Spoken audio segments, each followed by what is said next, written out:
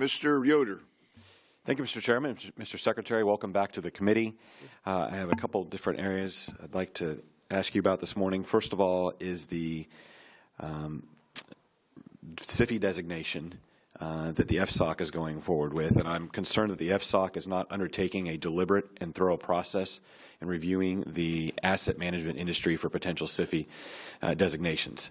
The only public report issued by the OFR on the asset management industry was heavily criticized for failing to demonstrate a complete understanding of the asset management business and the unique characteristics that differentiate it from banks and other financial institutions.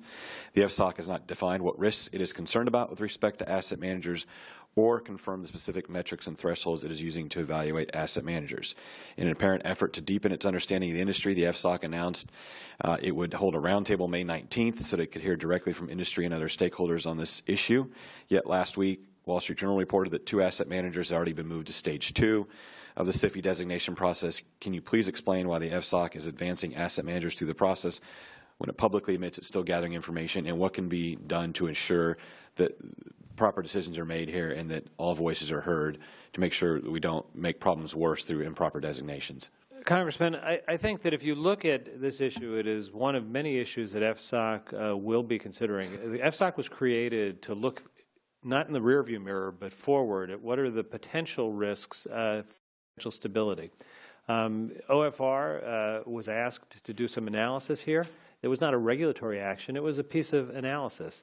I won't discuss any specific conversations regarding any entity. I'm just speaking to the review of the sector. There's no one on FSOC who knows the outcome of this process because we're still in the fact-finding stages. There's going to be a public session where there'll be views presented, and some will disagree with the OFR study, I'm sure. Some will support it. Our challenge is to make sure we ask hard questions and that we're not afraid to ask questions when we don't know whether the answer is yes or no. That's the only way we're going to be able to detect the threats of the future. I think that this is an area where it warrants attention. It is way premature for anyone to be speculating on what the outcome is. I can tell you as the chairman of FSOC, I don't know the outcome, and I shouldn't know the outcome until we're fully informed. I appreciate that. Returning to the national deficit for a minute, my colleague, Mr. Womack, asked, I think, some very pertinent questions, and I wanted to follow up on your responses.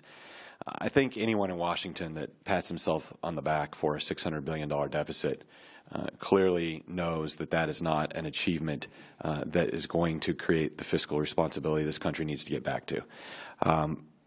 We now have revenue coming in over our 40-year average into this government.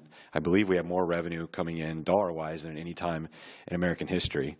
We're running the 6th largest deficit in history only because the last 5 were the 5 largest, were larger, all within this current administration.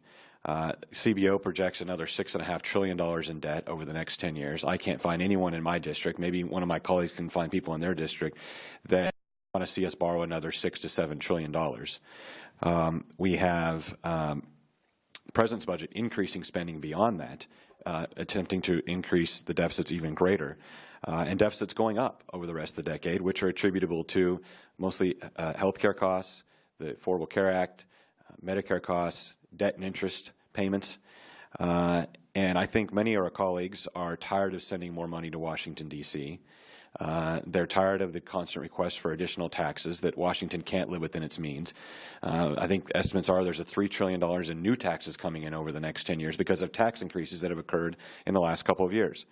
And so my question is will the administration, I know we talked about the short term, I think congratulations that the administration feels that $600 billion is an achievement in a deficit. That's short term. Long term, will the administration get serious about our long-term debt challenges, or does it intend to leave this for the next administration?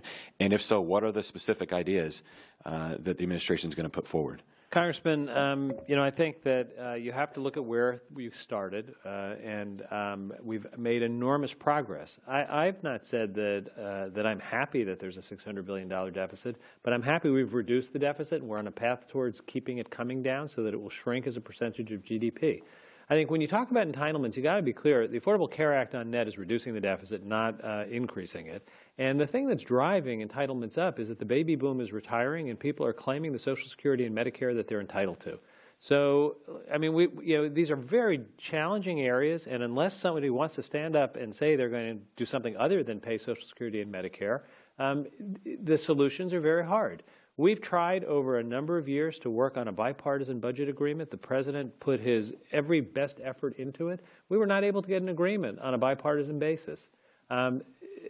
Notwithstanding that, enormous progress.